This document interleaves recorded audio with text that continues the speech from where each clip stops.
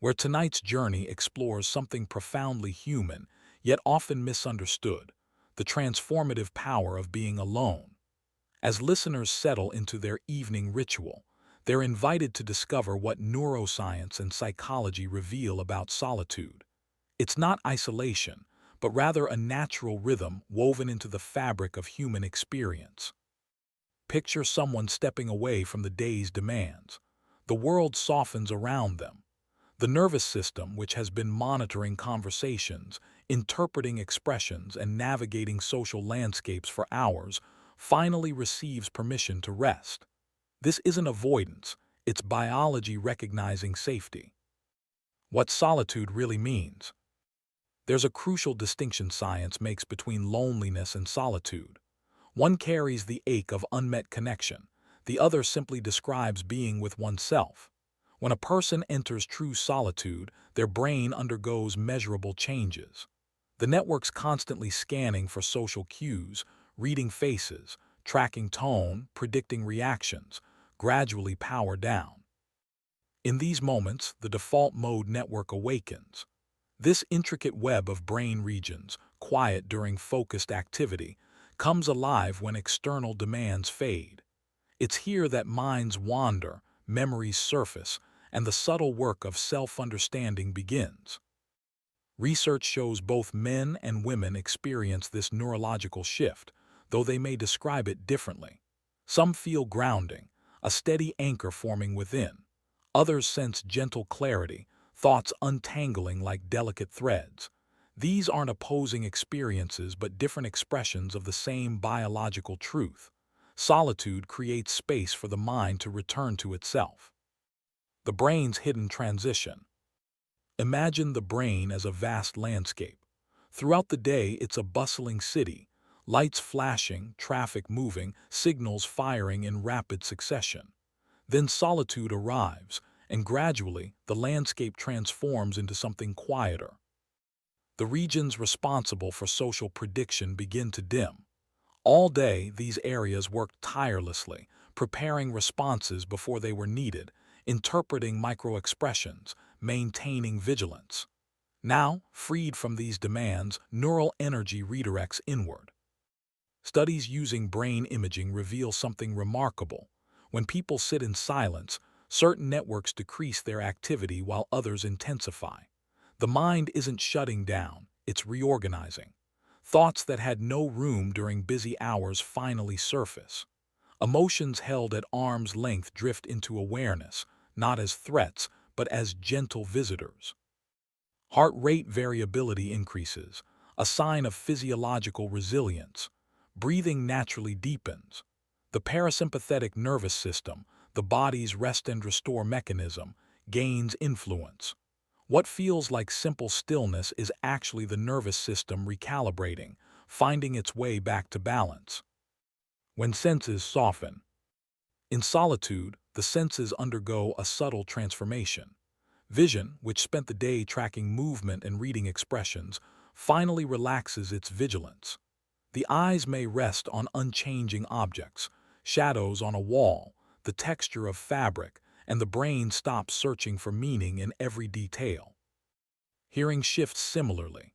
Without voices to decode or tones to interpret, the auditory cortex settles into processing steady, low-frequency sounds.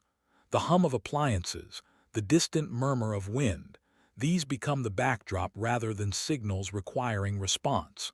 The brain's predictive machinery, always anticipating what comes next in conversation, powers down. Even touch changes. Without the constant microadjustments of social interaction, the body finds more comfortable positions. Shoulders release tension. Jaw muscles, clenched in concentration all day, gradually unclench. The nervous system becomes more attuned to internal sensations, the rhythm of breathing, the steady pulse of heartbeat. This sensory quiet isn't emptiness. It's richness of a different kind. When external noise fades, internal signals become clearer. The mind can finally hear itself think, feel itself breathe, exist without performing. Emotions finding their rhythm. During social hours, emotions move quickly. They adjust to others' energy, mirror surrounding moods, navigate complex interpersonal currents. The brain works constantly to regulate what's felt and what's expressed, a delicate balance that requires tremendous energy. In solitude, this balancing act ends. The prefrontal cortex, freed from managing social presentation, can engage with emotions more directly. Feelings that were set aside during the day, small frustrations, quiet joys, unresolved tensions, can be acknowledged without urgency. The amygdala, the brain's emotional sentinel, becomes less reactive when social stimuli disappear. Cortisol levels, elevated by day's stresses, begin their gentle decline. The body interprets the stillness as safety, and with safety comes the possibility of authentic emotional processing. Men often describe this as regaining composure, finding solid ground beneath shifting sands. Women might frame it as emotional spaciousness, breathing room around feelings that felt compressed. Both capture the same neurological reality. Solitude creates conditions for emotions to settle into manageable shapes. The quiet reward of independence.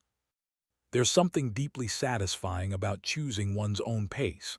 When a person makes decisions, however small, without external pressure, the brain registers this autonomy as a form of success. Not the loud celebration of achievement, but a quiet confirmation. I can navigate this. Neuroscience reveals that autonomy activates subtle reward circuits. Dopamine, the brain's motivational molecule, releases in gentle patterns during self-directed activity. Making a meal on one's own terms, organizing a space without compromise, structuring an evening by internal preference. These simple acts become affirmations of capability. Over time, these small confirmations accumulate. They build what psychologists call self-efficacy, the belief that one can handle life's challenges. In solitude, this belief grows not through dramatic victories, but through countless quiet moments of managing oneself successfully. Independence becomes its own kind of companionship, a steady presence that says, "You're capable, you're steady, you can trust yourself." Stress unwinding like thread. Stress accumulates in layers throughout the day. Each responsibility, each decision, each social interaction adds subtle weight. By evening, the nervous system carries this accumulated burden, often without conscious awareness. Solitude offers a natural opportunity for this burden to lift. When a person enters quiet space, sympathetic nervous system activity, the body's alert mode, begins yielding to parasympathetic influence. Heart rate slows, blood pressure eases. Stress hormones that spike during busy hours start their gradual descent. Researchers studying physiological recovery note that quiet environments accelerate cortisol reduction more effectively than stimulating ones. The body interprets stillness as a signal that survival demands have lessened, triggering restorative processes that can't activate under constant stimulation. Even cognitive stress responds to solitude. The brain's executive functions, planning, decision-making, problem-solving, require tremendous energy. In quiet moments, these systems can finally rest, reducing the mental fatigue that builds invisibly throughout active hours.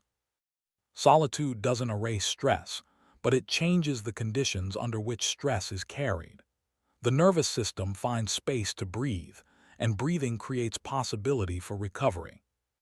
Memory weaving its stories. While the conscious mind rests, deeper processes continue their work. Memory consolidation, the brain's method of organizing experiences, intensifies during quiet hours. The hippocampus reviews the day's events, strengthening certain neural pathways while letting others fade. In solitude, this process becomes more fluid. Without new information constantly arriving, the brain can dedicate resources to sorting what's already been gathered. Connections form between seemingly unrelated events. Emotions attached to memories soften or intensify based on deeper reflection. The default mode network, active during this internal work, helps weave experiences into coherent narratives. People often report sudden insights during quiet moments, not because new information appeared, but because existing information finally had space to reorganize itself. This is why solitude feels clarifying. The mind isn't just remembering, it's interpreting, finding meaning, constructing the ongoing story of who a person is becoming. Creativity's quiet emergence. Creativity thrives in unexpected places, often appearing when it's least pursued. In solitude, freed from external demands, the mind begins making connections it couldn't see before. Thoughts drift across unusual territories, linking concepts that social interaction kept separate. The brain's divergent thinking networks activate during quiet wandering. Ideas that seemed fixed during busy hours become fluid. Problems that felt impossible reveal unexpected angles. This isn't forced problem solving. It's the mind's natural tendency toward exploration when given freedom to roam. Many describe their most meaningful insights arriving during solitary walks, quiet showers, or moments before sleep. The pattern isn't coincidental. These are times when the brain shifts from outward focus to inward exploration, when logical constraints loosen enough for intuition to surface. Creativity in solitude isn't about inspiration striking like lightning. It's about the mind having space to play, to experiment, to follow curious paths without judgment or interruption. Identity taking shape. Throughout the day, people wear different masks: professional, friendly, capable, composed. These aren't false faces but necessary adaptations to various contexts. Yet in constant adaptation, the question arises: who am I when no adaptation is required? Solitude answers this question not with words but with experience. When external expectations fade, the mind can attend to authentic preferences, values, and desires. The medial prefrontal cortex, which activates during self-reflection, gains clear space to operate. Research shows that people who spend regular time alone develop stronger sense of personal identity. They know their preferences more clearly, recognize their boundaries more readily, and trust their internal compass more completely. This isn't narcissism or self-absorption. It's the mind learning to recognize itself without the distorting mirror of social context. In quiet, a person can ask, what do I actually want? What truly matters to me? What feels authentic rather than performed? The answers emerge slowly, not as revelations but as gentle recognitions, pieces of self that were always present but needed stillness to be seen. Ancient rhythms remembered. Solitude isn't a modern invention. Long before cities and constant connectivity, humans moved through natural cycles of togetherness and separation. Hunter-gatherers spent hours alone, scouting, gathering, preparing, thinking, while remaining part of larger communities. The human brain evolved expecting these rhythms. Neural systems developed to handle both social complexity and solitary calm. The ability to be alone, to maintain composure without immediate support, to solve problems independently. These weren't quirks but survival necessities. Today's nervous system still carries these ancient patterns. When someone enters solitude, they're not doing something unnatural. They're activating pathways shaped by thousands of generations, returning to a rhythm the body recognizes at a biological level. This evolutionary perspective reveals something important. Solitude isn't a break from human nature but a return to it. The quiet has always been part of what it means to be human. Different paths, shared destination. While everyone experiences solitude through the same basic biology, the subjective texture differs. Hormonal variations, cultural conditioning, and individual temperament create subtle differences in how quiet feels. Men, influenced by testosterone and vasopressin, often describe solitude as stabilizing, a return to center. Their nervous systems may interpret independence as an opportunity for internal organization, finding clarity through self-reliance. Women with higher levels of oxytocin and estrogen might experience solitude as reflective, a gentle space for emotional sorting.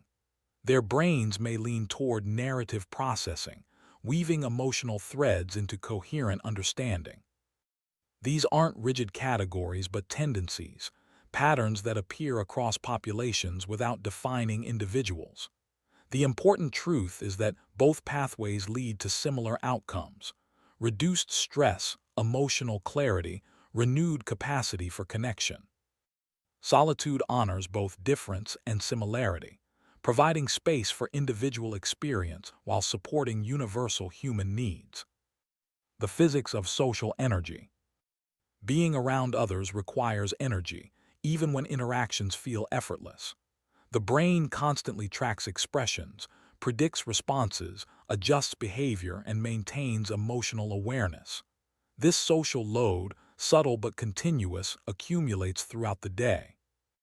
In solitude, this load lifts. The attentional resources devoted to social coordination return inward. Brain regions responsible for social prediction decrease their activity. Emotional systems, no longer absorbing others' moods, stabilize at their natural baseline. This isn't about disliking people or avoiding connection. It's about recognizing that social engagement, however wonderful, carries cognitive costs. Solitude offers recovery, a chance for depleted systems to replenish. When someone re-enters social environments after genuine solitude, they often bring renewed presence, patience, and capacity for authentic connection. The quiet didn't diminish their social abilities, it restored them. Attention finding rest. Attention is finite. Throughout the day, it splinters across countless microtasks, monitoring conversations, shifting between activities, suppressing distractions, maintaining focus. Each shift carries a small cognitive cost. By evening, attentional systems are exhausted. Solitude provides attentional restoration. Without competing demands, the prefrontal cortex, which manages focus and inhibition, can finally relax. The brain shifts from effortful control to gentle drift, from fragmented awareness to spacious presence. Studies show that quiet environments improve subsequent attention performance. The mind, given space to rest, returns with renewed clarity and flexibility. Thoughts that felt tangled begin separating. Problems that seemed impossible reveal unexpected solutions. This restoration doesn't require complete inactivity. Even simple, self-paced activities, walking, tidying, sitting, allow attention to recover because they lack the rapid shifting that creates fatigue. Routines as gentle anchors. In solitude, small routines take on unexpected significance. The ritual of preparing tea, the familiar sequence of evening tasks, the predictable rhythm of winding down, these aren't just habits. They're structures that help the nervous system settle. When routines unfold without negotiation or interruption, the brain registers this predictability as safety. The prefrontal cortex, freed from constant planning and adjustment, can guide behavior with minimal effort. Energy once spent coordinating with others returns to internal processes. These self-paced rhythms also support temporal autonomy, control over time's flow. Without external schedules dictating pace, a person can move through activities at speeds that feel natural rather than imposed. This alignment between internal tempo and external action creates profound calm. Routines in solitude become less about productivity and more about texture, the shape and feel of a life lived at human pace. Emotional steadiness growing. Regular solitude builds emotional resilience through repeated practice at self-regulation. When challenging feelings arise without external support immediately available, the prefrontal cortex strengthens its ability to modulate emotional intensity. Over time, this repeated activation creates neural pathways associated with emotional steadiness. People learn, not intellectually but experientially, that difficult moments pass, that they possess internal resources for handling discomfort, that emotional storms eventually calm. This isn't suppression or denial. It's the nervous system discovering its own capacity for self-soothing.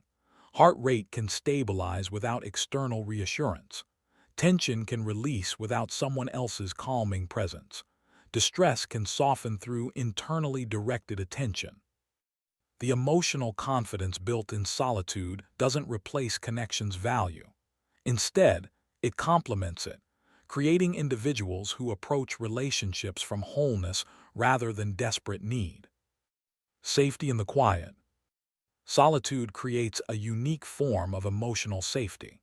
Without unpredictable social cues, without the need to interpret others' shifting moods, the nervous system recognizes the absence of interpersonal uncertainty. This recognition triggers physiological changes. The amygdala reduces its vigilance, stress hormones decline, the parasympathetic system strengthens its influence.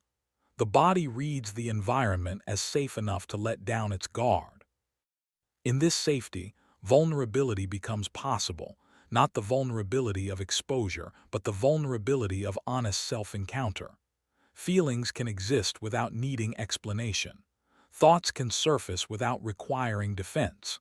The internal world can simply be without performance or justification. This emotional sanctuary doesn't mean avoiding others.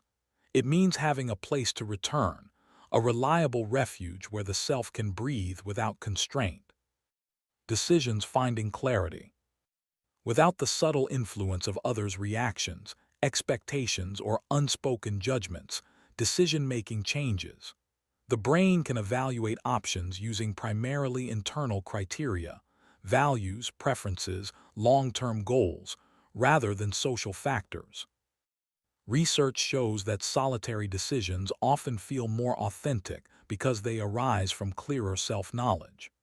The prefrontal cortex, freed from managing social presentation, can dedicate more resources to evaluating actual choices rather than imagining how choices appear to others.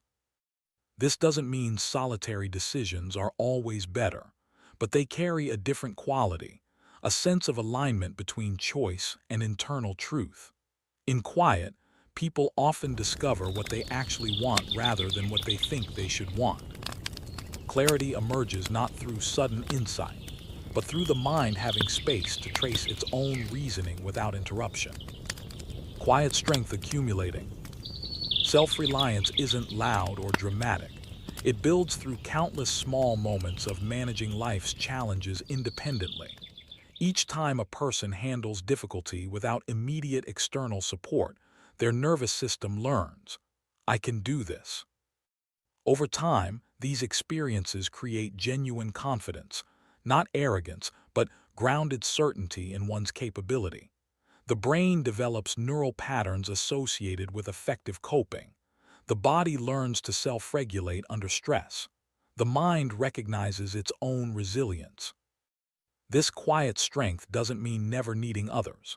It means approaching connection from a foundation of internal stability rather than desperate dependency.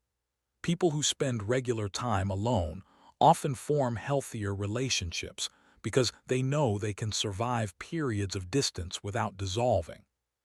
Independence becomes not isolation, but foundation, solid ground from which genuine connection can grow. Self-awareness deepening. In solitude, freed from social mirroring, people encounter themselves with unusual clarity. The default mode network, active during introspection, can operate without competing social demands. Thoughts about self, memories, and personal narrative unfold without interruption. This creates space for genuine self-discovery. Who am I when no one's watching? What do I value without external validation? Which parts of my public self feel authentic and which feel performed? These questions aren't answered through analysis but through experience. In regular solitude, patterns become visible. Emotional habits reveal themselves. Authentic desires distinguish themselves from internalized expectations. Self-awareness gained through solitude isn't self-obsession. It's the mind learning to recognize itself clearly enough to navigate life more skillfully, to communicate needs more effectively, to connect with others more authentically. Creativity's gentle play. When the mind stops being useful, stops solving, performing, or producing, it begins to play. In solitude, this play takes form as wandering thoughts, unusual connections, experimental ideas that don't need immediate validation. The brain's creative networks activate most powerfully during unstructured time. Without external judges or implicit expectations, thinking becomes more flexible. Rigid problems soften. Fixed perspectives shift. What seemed impossible reveals unexpected angles. Many people's most meaningful creative insights emerge during solitary moments precisely because these are times when the mind feels free to explore without consequence. The quiet becomes a laboratory for thought, where experiments can fail privately and success can emerge without pressure. Connection strengthened through distance. Paradoxically, solitude often improves relationships. People who regularly spend time alone return to social environments with renewed emotional resources, clearer boundaries, and more authentic presence. The emotional replenishment that occurs in quiet makes patience easier, empathy more accessible, and genuine listening more possible. Solitude doesn't create distance from others. It creates space within oneself to engage more fully when together. Research shows that individuals comfortable with solitude often form more secure attachments. They approach relationships from choice rather than fear, from fullness rather than emptiness. Connection becomes an enrichment of life rather than a solution to loneliness. The quiet's gift. As this exploration comes to rest, a final truth emerges. Solitude isn't something to achieve or perfect. It's simply space, space for the nervous system to settle, for emotions to find their rhythm, for the mind to remember itself. In a world that often equates productivity with worth and constant connection with health, solitude offers gentle rebellion. It says that being alone isn't failing at being social, it's succeeding at being human. The brain knows this truth instinctively. The body recognizes it in the easing of breath, the softening of muscles, the slowing of thoughts. The mind feels it in moments of unexpected clarity, quiet strength, gentle peace. For those listening tonight drifting towards sleep, the invitation remains simple: trust the quiet. Let it hold you. Allow yourself to simply be, without expectation or demand, as the world outside grows distant and the world inside comes softly into focus.